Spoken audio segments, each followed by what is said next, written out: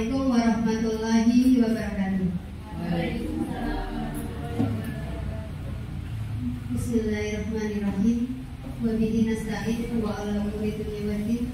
Wassalatu wassalamu ala asrofil anbiya'i wal mursalin wa ala alihi wa ashabihi ajma'in. Kepada Ibu Sumi Pratiwi yang kami hormati, dan juga Bapak Ibu guru SDN 01 Jepung yang kami hormati pula. Pertama dan yang paling utama, marilah kita panjatkan puji syukur kehadirat Allah Subhanahu wa Ta'ala dengan mengucapkan kalimat alhamdulillah yang telah memberikan nikmat kesehatan sehingga pada hari ini kita semua dapat berkumpul untuk mengikuti acara diseminasi. Tak lupa salawat serta salam yang selalu kita haturkan kepada junjungan Nabi Muhammad SAW dengan kalimat Allahumma sholli ala sayyidina Muhammad wa ala ali sayyidina Muhammad yang kelak akan kita nantikan syafaatnya di yaumul qiyamah. Pada kesempatan ini Bapak Ibu, saya selaku CGP Angkatan 11 dan Ibu Eni akan mempresentasikan atau mengadakan diseminasi penyebaran pemahaman dan penerapan pengalaman budaya bersama. Ya, betulnya maka.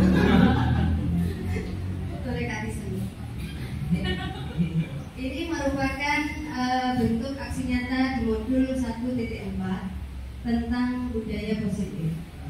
Dan di tugas aksi nyata 1.4 ini kami diberi tugas untuk menyebarkan atau penerapan pengalaman, yaitu mengadakan diseminasi tentang penyebaran budaya positif. Mudah-mudahan nanti apa-apa yang kami sampaikan bisa bermanfaat. Nah, ini perkenalkan untuk fasilitator saya, yaitu Ibu Enda Luciana. Beliau berasal dari Tegal dan mengajar di SMP. Dan yang satunya adalah Bu Wahmidah yang sering kesini, sering kita sudah pernah lihat ya. Bu Wahmidah sebagai pengajar praktik, beliau rumahnya di Bojong dan mengajar di TK Pembina Wiradisa.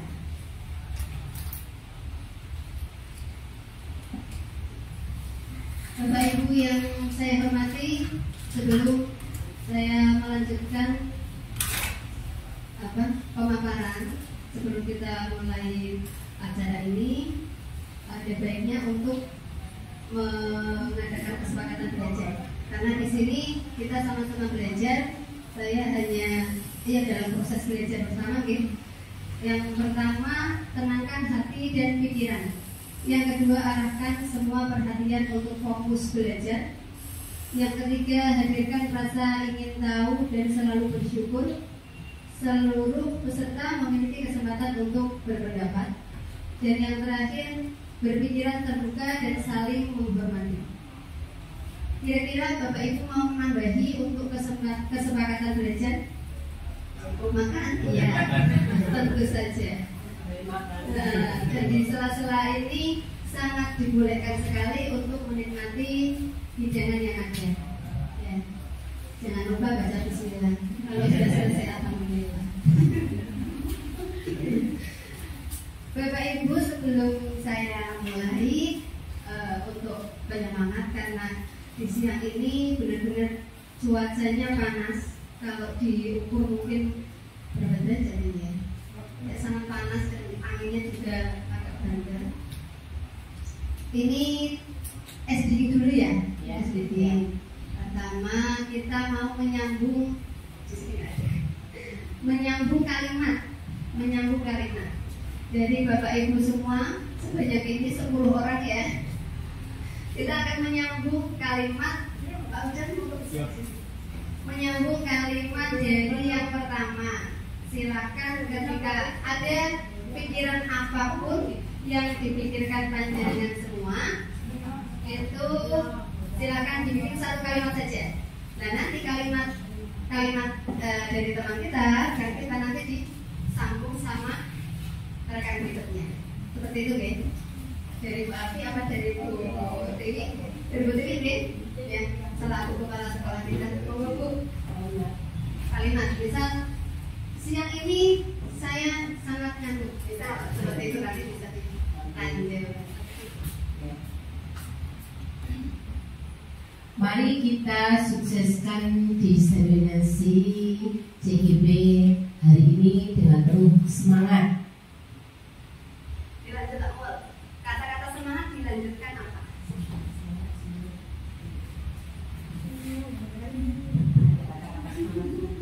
Dalam kegiatan seperti ini harus penuh dengan semangat. Semangat apa? Selamat. Semangat. Makan apa semangat? Semangat belajar bersama. Aktivitas pembelajaran. Oh iya. Oke, dilanjut Pak Nis. Aktivitas pembelajaran. Pembelajaran kita hari ini pastinya tentang budaya positif. Budaya positif. Pak Wilda. Budaya positif. Budaya positif harus kita teruskan dan kita pertahankan.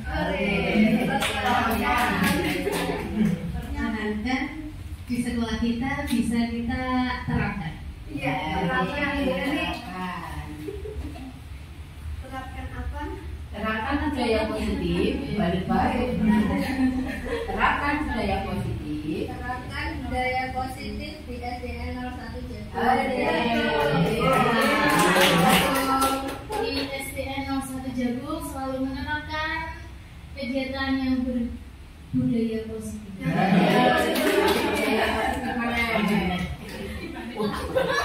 Tapi aku udah positif. Itu selalu yang positif. Dan ini ada yang mendekati Mas positif. Budaya positif harus selalu kita terapkan. Iya. Di SDN 01 Jagung.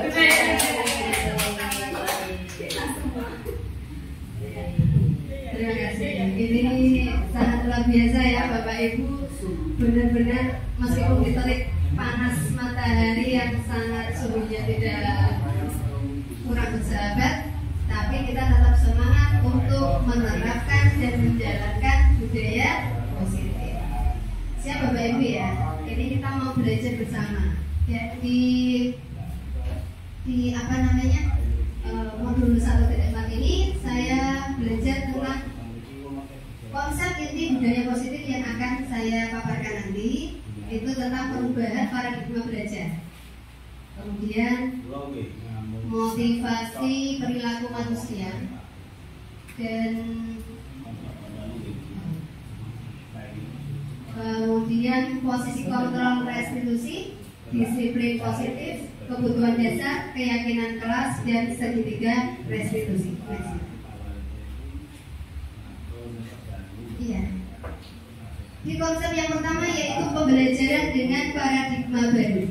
Kita tahu bahwa pembelajaran di PKM ini ya, adanya CGP kan ada kurikulum baru yang namanya kurikulum merdeka. Dan di PKM ini kita selalu dipaparkan dengan profil pelajar Pancasila. Kita sudah hafal betul profil pelajar Pancasila ada berapa? Ada 5. Ada 5. Lagunya gimana? Beriman dan bertakwa pada Tuhan yang Esa dan berakhlak mulia, berkebinekaan global, gotong royong mandiri, kreatif dan bernalar kritis. Apa gerakannya saya banyak. Di pembelajaran paradigma baru ini kita dikenalkan dengan yang namanya pembelajaran berdiferensiasi. Sering sekali saya pribadi ketika ada dari awal dari awal BIMTEK IKM selalu diarahkan ke pembelajaran berdiferensiasi.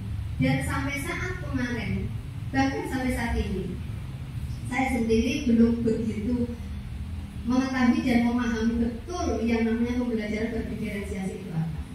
Dan ternyata kemarin pas, sebetulnya ini pas modul 2.1, tapi disinggung di sini yaitu kurang lebihnya pembelajaran berdiferensiasi ini adalah pembelajaran yang berfokus atau memperhatikan kebutuhan murid atau menyesuaikan dengan kemampuan murid. Pada intinya seperti itu.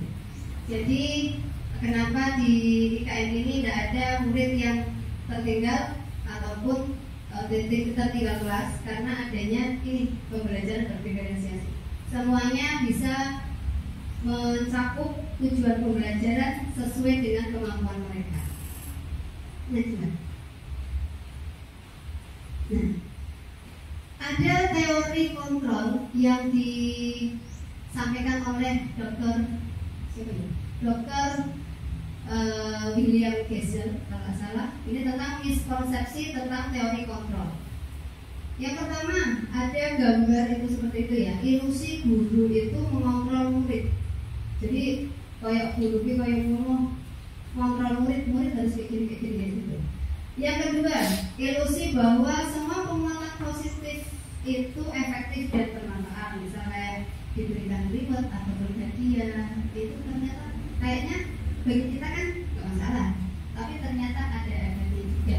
Yang ketiga, ilusi bahwa kritik dan membuat rasa bersalah itu mampu menguatkan karakter. Misal mengejas, kamu jangan belajarnya itu jangan semrawut atau dengan sendiri atau apa, apalagi itu mengejasnya di depan anak-anak atau yang lain, murid-murid yang lain, itu pasti akan murid tersebut akan merasa bersalah. Kemudian ilusi bahwa orang dewasa itu berhak memaksa. Coba Bapak Ibu dan saya juga bisa merefleksi sendiri ya, merefleksi ketika ada paparan seperti ini, ada miskonsepsi seperti ini. Menurut kita kalau dulu itu seperti ini, menurut saya pun benar. Coba kita selama ini sering melakukan ini apa tidak? Jujur kalau saya tidak. masih melakukan seperti ini. Itu ya Bapak Ibu, ini gambaran. Nah, ini ada mengubah paradigma stimulus respon ke pendekatan teori kontrol. Seperti halnya adalah stimulus respon, kita mencoba mengubah orang agar berpandangan sama dengan kita. Nah, teori kontrolnya atau pilihan yang lainnya, alternatif lain adalah kita berusaha memahami pandangan orang lain tentang dunia. Itu ya. Yang berikutnya, perilaku buruk dilihat sebagai suatu kesalahan. Nah, teori kontrolnya, semua perilaku memiliki tujuan. Jadi ada anak-anak suka dongeng sendiri ataupun apa, mereka tentu saja punya tujuan. Berikutnya, orang lain bisa mengontrol saya. Teori kontrolnya, hanya Anda yang bisa mengontrol diri Anda. Jadi seberapapun guru menasehati sampai murmur gitu, berarti sampai bingung itu, kalau tidak muncul dari dirinya si anak menyatakan kayaknya hari ini tobat, besok akan mengulang lagi. Pemaksaan ada pada saat bujukan gagal. Ketika kita bujuk udah halus banget kayak Andre dan siapa itu ya, banyak sekali kita bujuk besok menonton nangis untuk penuh dan lain sebagainya, tapi nggak sukses, nggak berhasil, maka muncullah kita muncullah pemaksaan. Gitu ya Bu ya. Nah, teori kontrolnya adalah kolaborasi dan konsensus menciptakan pilihan-pilihan baru. Berikutnya, model berpikir menang atau kalah. Model berpikir menang. Ini lanjut.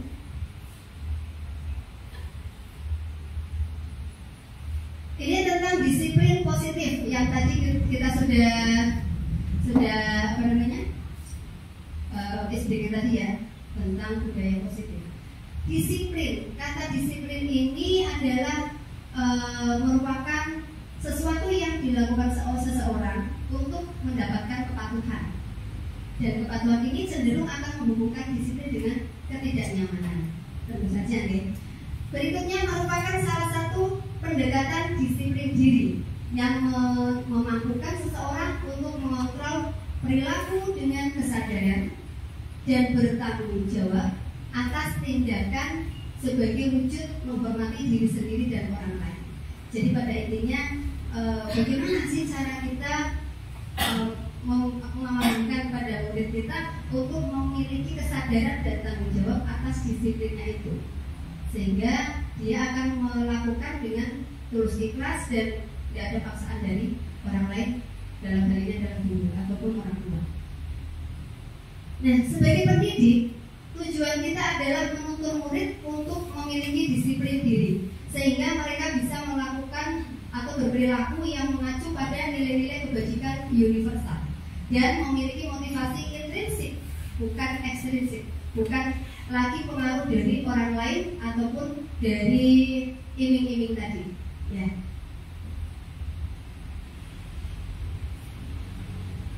Pendekatan disiplin positif tidaklah tentang anak atau peserta didik secara langsung, tetapi tentang diri dan cara kita sendiri, baik sebagai orang tua, guru, atau orang dewasa yang memberikan dampak dan pengaruh positif kepada anak atau peserta didik.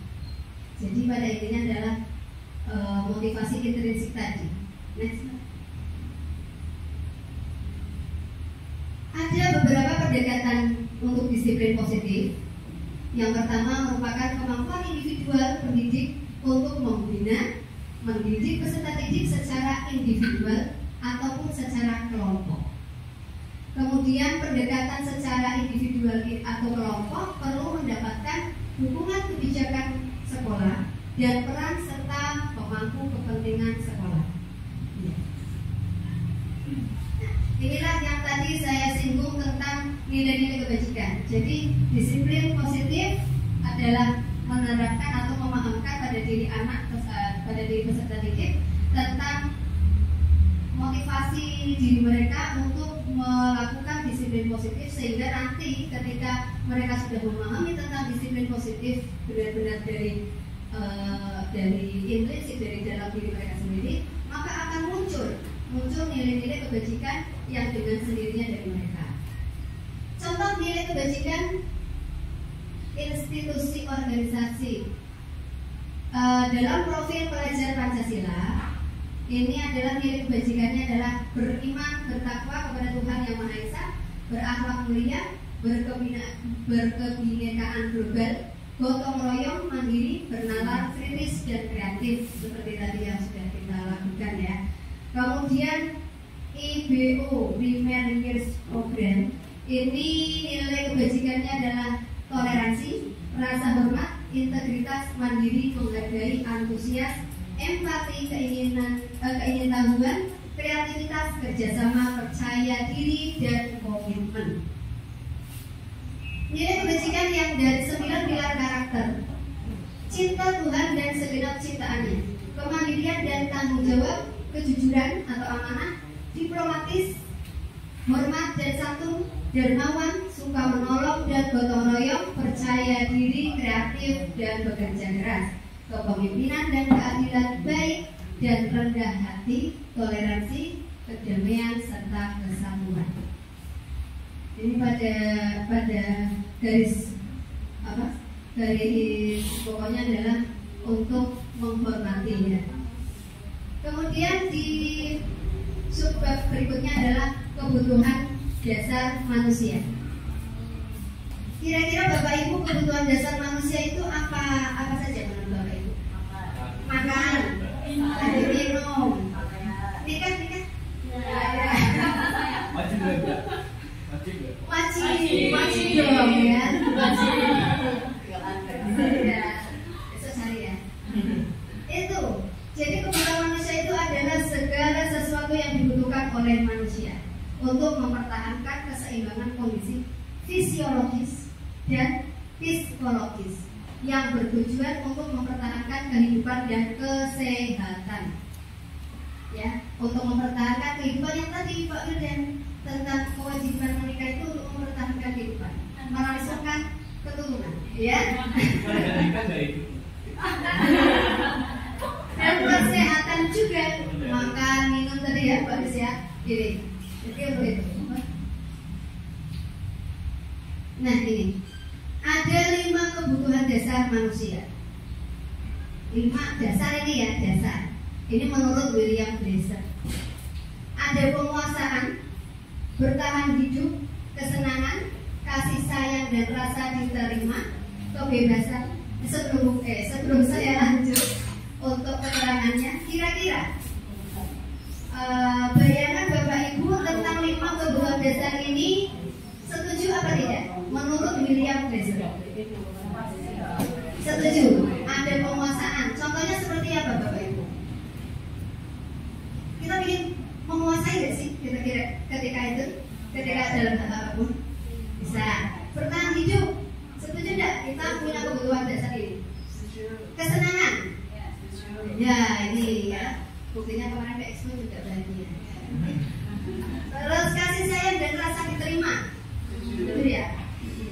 Seperti Mbak Amin masih Setiap malam bisa. Iya. Siang malam pagi sore.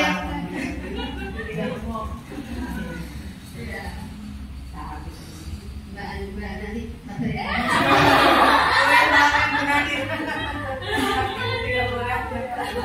Kemudian kebebasan, ya dong. Ini paling banget ini dasar. Ya, kita nggak mungkin kalau dikekang dan sebagainya.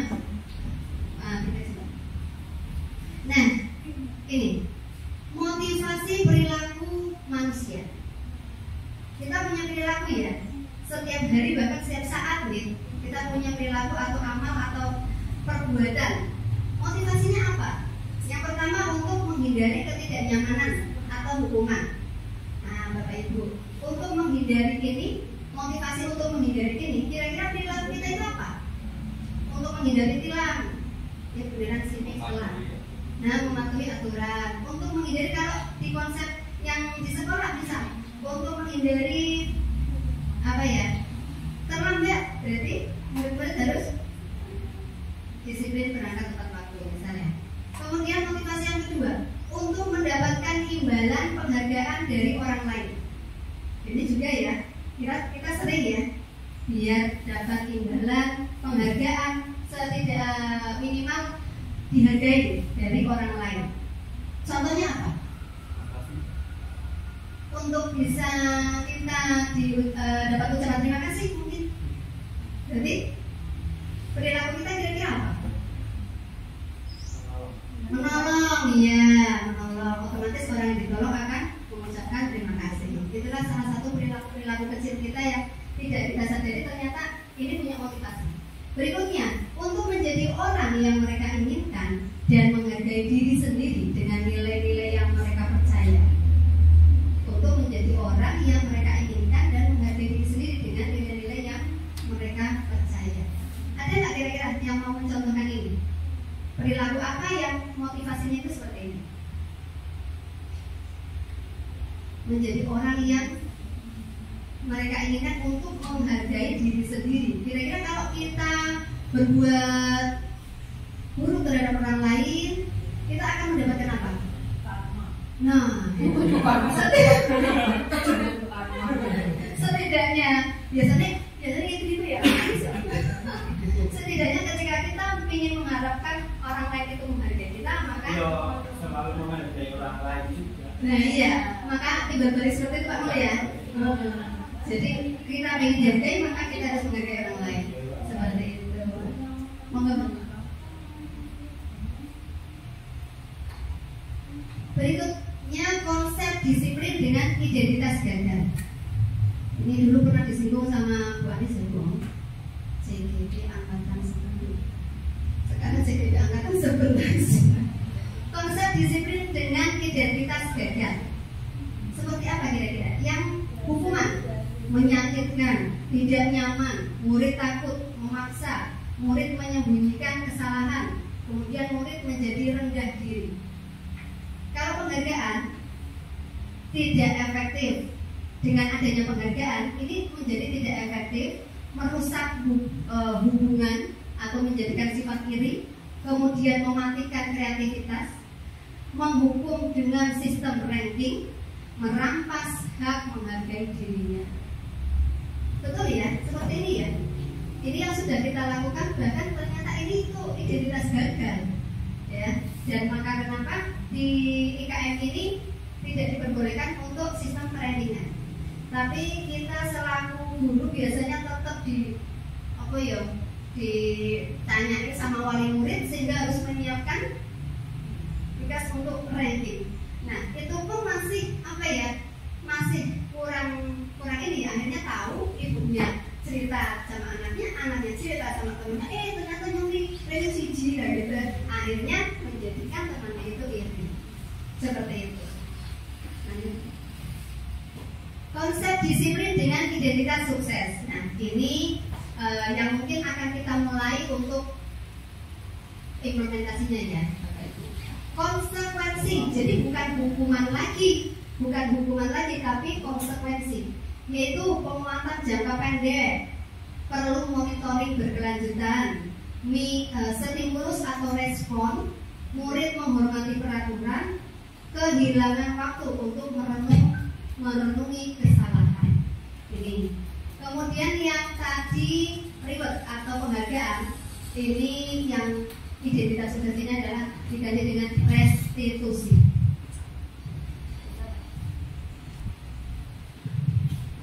Restitusi.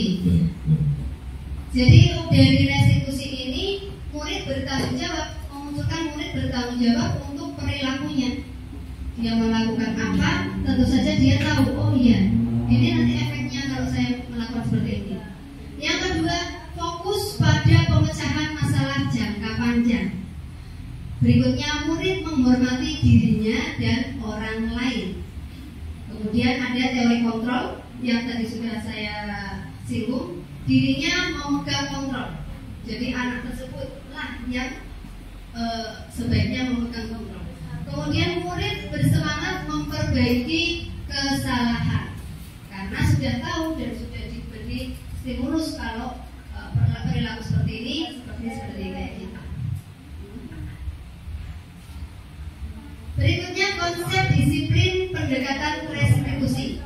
Ini sebuah cara menanamkan disiplin positif pada murid. Ya, konsep saya ulangi, konsep disiplin adalah pendekatan dari pendekatan restitusi. Ini adalah salah satu paradigma baru untuk mengatasi atau menanamkan disiplin positif pada murid. Pengertian restitusi, sedikit saya singgung tentang restitusi, yaitu proses menciptakan kondisi bagi murid untuk memperbaiki kesalahan mereka, sehingga mereka bisa kembali pada kelompok mereka dengan karakter yang lebih kuat menurut dosen. Ciri-ciri restitusi, ciri-cirinya bukan untuk menebus kesalahan. Jadi restitusi bukan menebus kesalahan, namun untuk belajar dari kesalahan itu supaya tidak diulang lagi. Memperbaiki hubungan, tawaran bukan paksaan. Restitusi menuntun untuk melihat ke dalam diri. Kemudian restitusi juga mencari kebutuhan dasar yang mendasari tindakan. Restitusi diri adalah cara yang paling baik. Restitusi fokus pada karakter, bukan tindakan. Restitusi fokus pada solusi, dan restitusi mengembalikan murid yang berbuat salah pada kelompoknya. Jadi bukan lagi untuk menghukum. Ada kasus siswa tidak mengerjakan PR. Ini kasus bahkan di semua kelas, di semua kelas seperti ini. Karena saya guru mapel, jadi mungkin apa cuma di pelajaran mapel ataukah di pelajaran di guru kelas kurang paham. Untuk hukuman, guru menghukum siswa tersebut dengan menghormati bendera 10 menit. Itu kalau versi dulu ya. Sekarang kalau konsekuensi, guru memberikan konsekuensi untuk mengerjakan PR-nya saat istirahat atau dikerjakan sebanyak 3 kali lipat. Kemudian restitusi ini guru menanyakan keyakinan kelas kepada siswa, karena keyakinan kelas ini biasanya sudah dibentuk atau dilaksanakan kelas itu di awal semester ya, dan membantu siswa menyelesaikan masalahnya. Jadi kita kembalikan mereka untuk mengingat lagi keyakinan kelas. Kemudian guru terbuka dan siswa menghormati dirinya dan orang lain. Ini langsung saja 5 posisi kontrol restitusi. Ini ada penghukum, pembuat rasa bersalah, pemantau, manajer, dan teman. 5 posisi kontrol restitusi. Dan ada 5 ya Bapak Ibu ya. Lanjutkan. Ada kasus siswa tidak memakai atribut lengkap pada saat upacara bendera. Kalau penghukum kasusnya siswa tidak memakai atribut lengkap saat upacara bendera.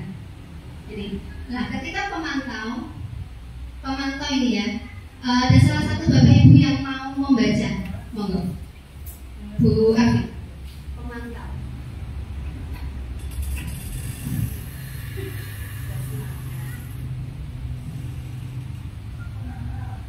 Memantau kamu sudah melanggar apa peraturan dan konsekuensinya.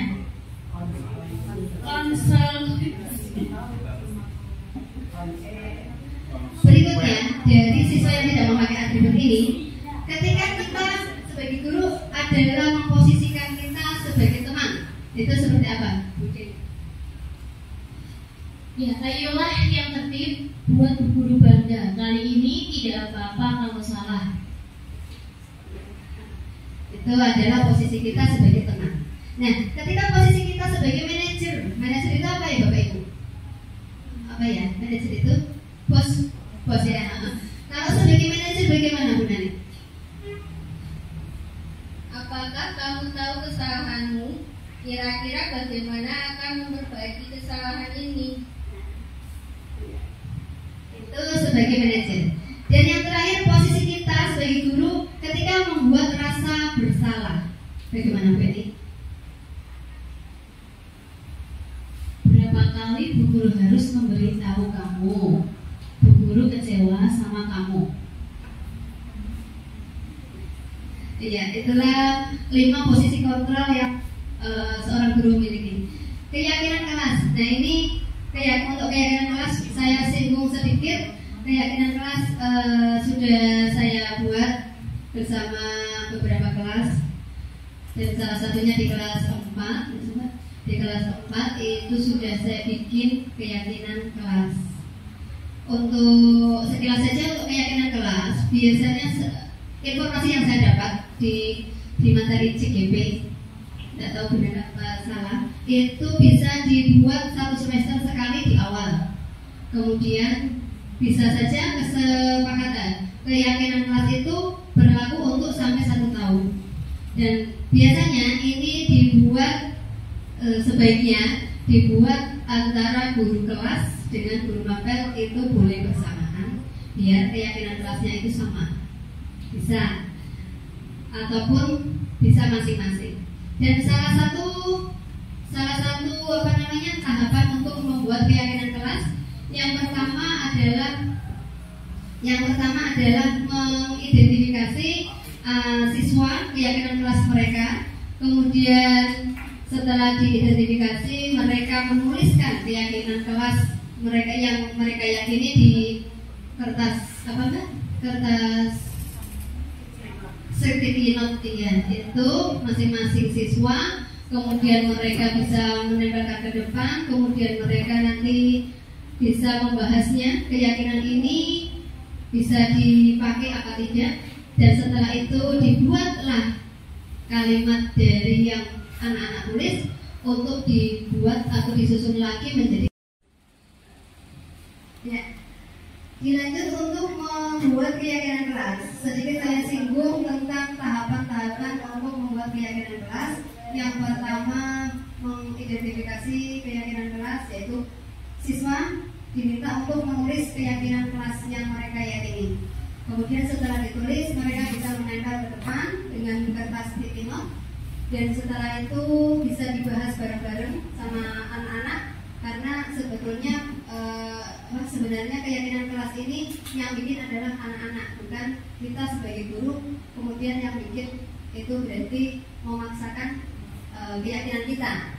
Jadi dari keyakinan anak-anak tersebut dibahas mana-mana atau dipilah-pilah mana-mana yang akan disepakati bersama. Setelah disepakati, barulah kita mengubah dengan kalimat positif dari kalimat yang anak-anak buat. Nah, setelah itu bisa disepakati bersama dan ditempel di masing-masing kelas, ditempel di kelas mereka. Itu tentang keyakinan kelas. Sedikit tentang bagaimana kalimat yang merupakan keyakinan kelas atau kesepakatan kelas ini ya.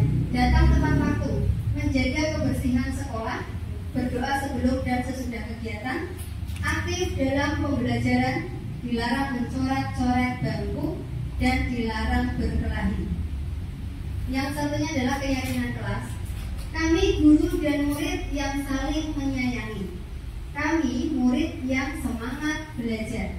Kami murid yang peduli dengan teman dan menjaga kebersihan meja dan bangku. Itu tadi Bapak Ibu sekilas tentang diseminasi yang saya paparkan sampai di keyakinan kelas. Kemudian monggo dari Bapak Ibu ada yang mau menanggapi dari materi yang saya bisa sampaikan tadi. Monggo dari Bu Dewi. Terima kasih waktunya. Saya ucapkan selamat kepada Bu Kusmiati untuk diseminasi siang hari ini, dikatakanlah cukup berhasil, dan sebagai masukan pada teman-teman yang semuanya berada di sini bahwa keyakinan kelas itu harus ada di tiap kelas, karena dari keyakinan kelas yang baik akan menumbuhkan budaya positif yang baik melalui kebiasaan-kebiasaan yang baik.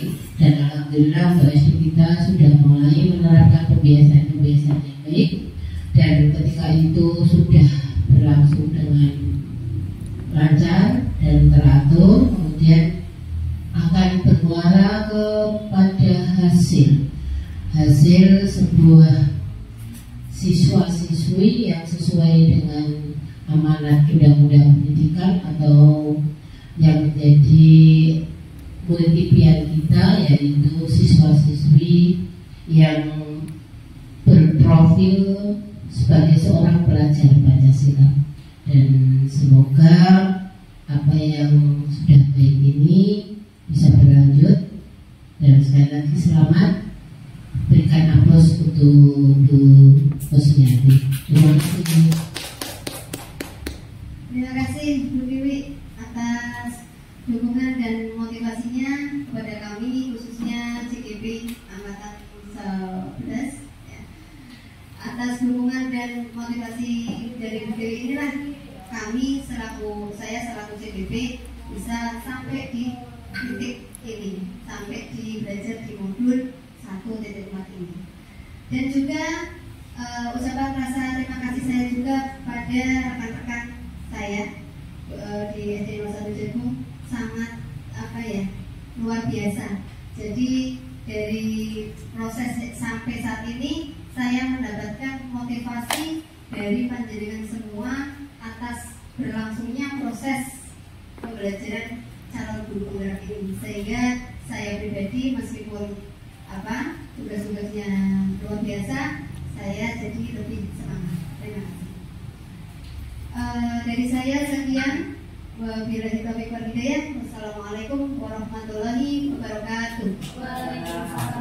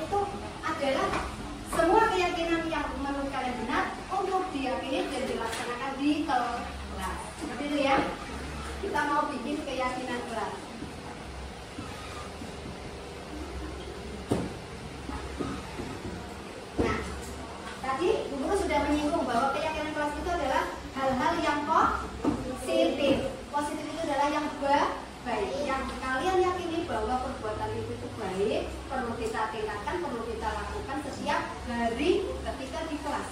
Pun bisa dibawa ke lingkungan rumah juga. Seperti itu ya. Tahap-tahapnya ada, pertama kalian nanti menulis masing-masing. Bu Guru akan bagi skilo. Kalian nanti nulis satu kalimat aja yang kalian yakini bahwa itu benar. Nah, berikutnya kita akan bahas keyakinan yang sudah kalian tulis semua. Berapa ini kelasnya? Jumlahnya 17 anak, ya? Ya, 19. Nah, semua keyakinan yang sudah kalian tulis kita bahas. Setelah itu kita pilah-pilah. Nah, setelah dipilah kita ubah kalimat tadi keyakinan kelas tadi menjadi kalimat yang positif. Setelah itu kita akan tulis, kita akan sepakati bersama, dan setelah disepakati kita akan tempel di kelas untuk kita lakukan setiap hari atau dilaksanakan setiap hari. Siap anak-anak? Ada yang mau tanya? Ada yang mau tanya enggak? Silakan nanti kalian sudah paham ya. Yang sudah dapat bisa langsung tulis apa namanya, keyakinan yang menurut kalian benar, silakan tulis. Kalau mau dikasih nama panggilan boleh di atas, boleh dinamakan. Mau mulai nulis, boleh nanti tempel sini ya.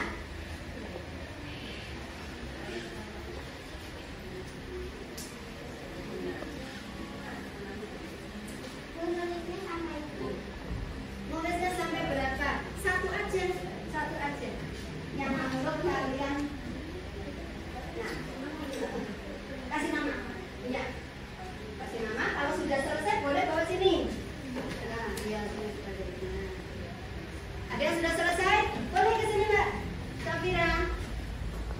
Ayo yang lain. Ya, silakan. Yang sudah ke sini silakan. Yang lain.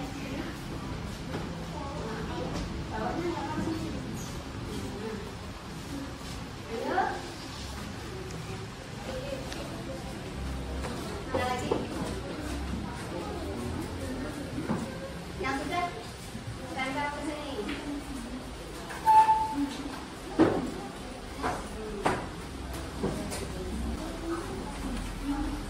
Lagi?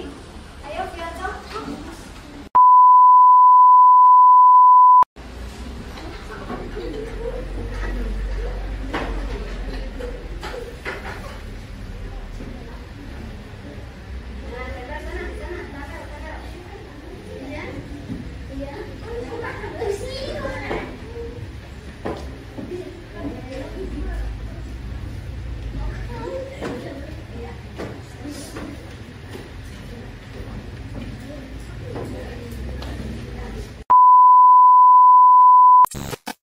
Jujur dan tanggung. Oke, jujur dan tanggung jawab. Jujur dan menjaga kebersihan. Kira-kira sama dengan kerapian. Nanti tadi kerapian, menjaga kebersihan. Coba dijadikan satu, jadinya apa? Ayo Mbak, berembuk satu kelompoknya. Berembuk satu kelompok, silakan. Biar kata-katanya itu menjadi kalimat positif. Berfokus benar. Kalimat yang cocok untuk kerapian dan kebersihan. Jadikan satu bisa menjaga kerapian dan menjaga kebersihan dan kerapian. Bisa? Kita tulis.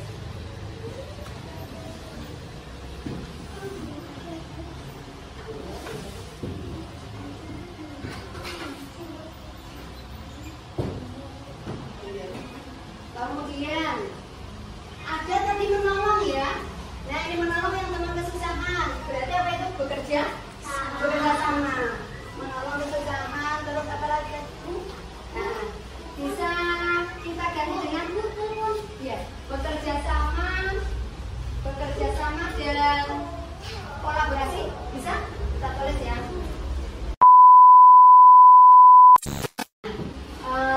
Sudah diburu tulis. Satu kelompok yang mau membacakan kesepakatan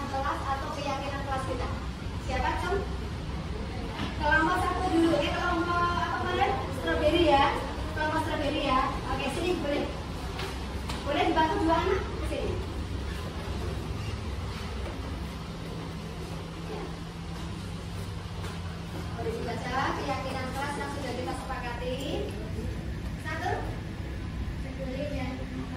2, Lingkungan belajar yang aman. ya 3, Memperbaik proses belajar. 4. Berusaha yang terbaik. Oke, yang dilanjut kelompok apel. Mana kelompok apel?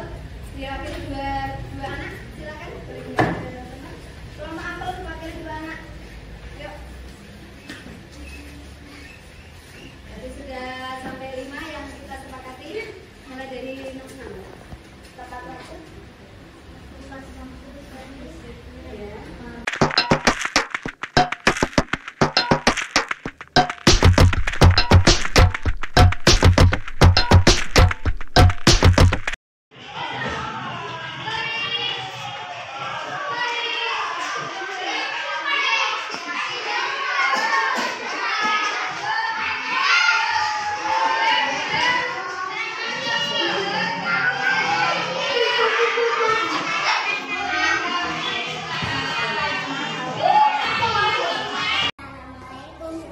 Waalaikumsalam Lisa, duduk sini duduk dulu. Nah, Lisa udah istirahat? Sudah. Jajan? Sudah. Lisa tahu enggak boleh dipanggil ke sini ngapain? Enggak. Lisa ingat waktu pas tadi ada pelajarannya Bu Guru. Lisa anak-anak waktu mengerjakan ulangan, Lisa ngapain? Sama Asifa itu. Oh, mencontek. Iya. Kenapa sih Lisa kok mencontek? Karena nggak tahu jawabannya. Bingung ya? Bingung jawabannya apa? Iya. Lisa nggak yakin sama jawabannya Lisa sendiri? Enggak. Kenapa Lisa nggak yakin? Nggak tahu. Kan Lisa bisa, nggak tahu. Kenapa nggak tahu? Belajar nggak tadi malam? Enggak. Enggak. Tapi Lisa ingat kalau Bu Lili sudah menyampaikan kita mau ada ulangan. Ingat. Lah, kenapa Lisa nggak belajar? Siangnya nggak pernah Main HP. jadi Kelupaan. Jadi malamnya langsung tidur, nggak belajar. Oh iya.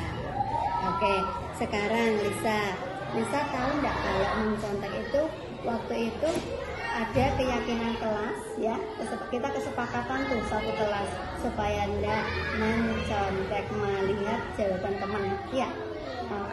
Berarti Lisa tadi sudah melanggar dong ya. Nah, Bu Guru tanya lagi nih, kira-kira besok supaya Lisa nggak nyontek lagi biar nggak melanggar peraturan, melanggar kesepakatan lagi, Lisa harus ngapain? Belajar ya, belajar dengan giat. Kalau mau ulangan saja, apa selain ulangan pun Lisa belajar terus, supaya selalu siap ketika Bu Guru ngadain kuis, gitu ya. Berarti sekarang Lisa udah janji nih mau belajar terus ya, supaya nggak mencontek. Nah, berarti Lisa udah yakin kalau mencontek itu memang perbuatan yang salah.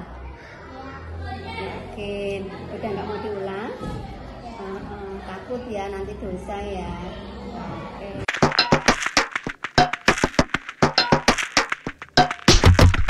Baik anak-anak, hari ini kita sudah belajar apa? Al-Maun. Al-Maun artinya barang-barang yang berguna. Jumlahnya berapa sih? 7 ayat. Terus cari 7 ayat. Kalau Al-Maun bergolong surat Makkiyah. Assalamualaikum. Ini dari mana? Dari luar. Ini sudah belum sudah ada apa rangkuman.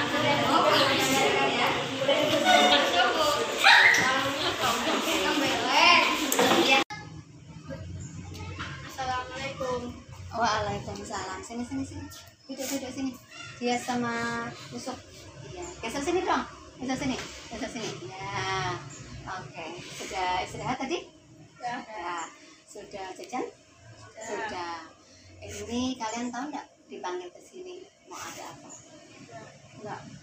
Ingat nggak tadi pas pelajaran Bu Guru kalian istirahat terus masuknya terlambat? Ingat nggak tadi? Ingat ya. Nah itu kenapa sih kok kalian bisa sampai berapa menit itu lama sekali? Ya kan? Ngapain di luar? Jajan. Oh jajan, ngabisin jajan. Terus habis itu bermain. Nah dengar nggak tadi ada bel tet itu? Dengar. Tapi akhirnya bablas main. Nah iya. Cuma pingin itu. Apa alasan lain? Kok apa? Nggak tahu kalau Bu Guru udah di dalam. Nggak tahu. Iya wes. Jadi gini, Mas Yusuf sama Mas Dias, kira-kira perbuatan kalian tadi itu baik, benar apa enggak? Enggak ya. Kalian sudah melanggar keyakinan kelas ya. Apa sih keyakinan kelas kita? Masuk tepat waktu, ya kan? Iya. Nah itu tadi telatnya sudah sampai 10 menit lebih. Kira-kira dengan perbuatan kalian tadi, kalian dapat rugi nggak? Apa malah manfaat? Dapat rugi. Rugi ya, ruginya apa? Ruginya nggak bisa mengikuti pelajaran. Nah itu ruginya nggak ngikutin pelajaran. Kalian nggak dapat penjelasan dari Bu Guru kan? Tiba-tiba tadi ada tugas kalian akhirnya tengok sana tengok sini nggak tahu ya, itu kerugiannya. Oke, karena kalian sudah tahu, sudah menyadari kalau itu rugi, besok lagi mau apa yang kalian perbuat biar lebih baik lagi? Oh iya, pintar. Jadi makanan jajanan sudah habis dulu ya ketika menjelang istirahat masuk gitu ya. Iya, itu ya berarti ya, tepat waktu itu kuncinya. Oke, terima kasih.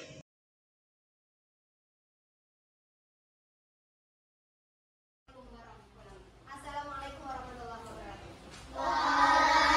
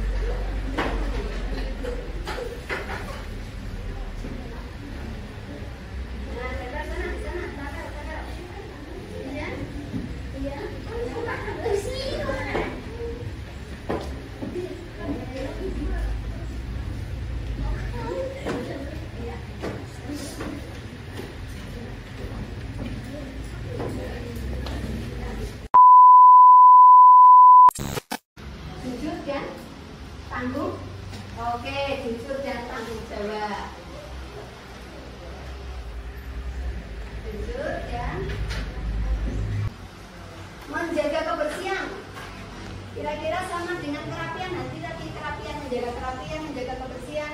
Coba dijadikan satu, jadinya apa? Ayo Mbak, berembuk satu kelompoknya. Berembuk satu kelompok, silakan. Biar kata-katanya itu menjadi kalimat positif. Berfokus Mbak. Kalimat yang cocok untuk kerapian dan kebersihan. Jadikan satu bisa menjaga kerapian dan menjaga kebersihan dan kerapian. Bisa? Kita tulis.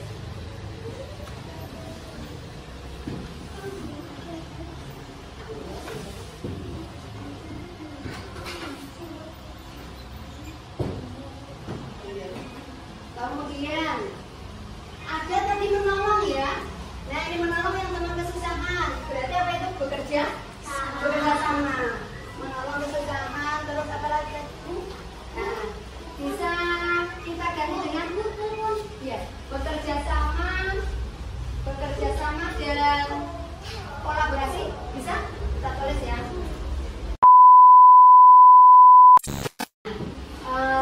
Sudah diburu tulis.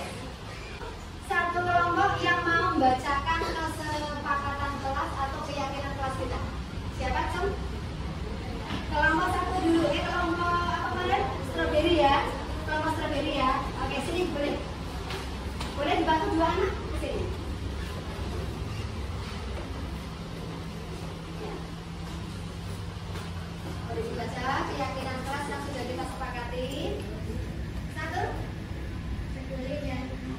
Dua, lingkungan belajar yang aman. ya tiga, Memperbaiki proses belajar. empat, Berusaha yang terbaik. oke yang dilanjut kelompok apel. Mana kelompok apel? Diwakili dua anak, silakan. Boleh dibantu. Kelompok apel diwakili dua anak.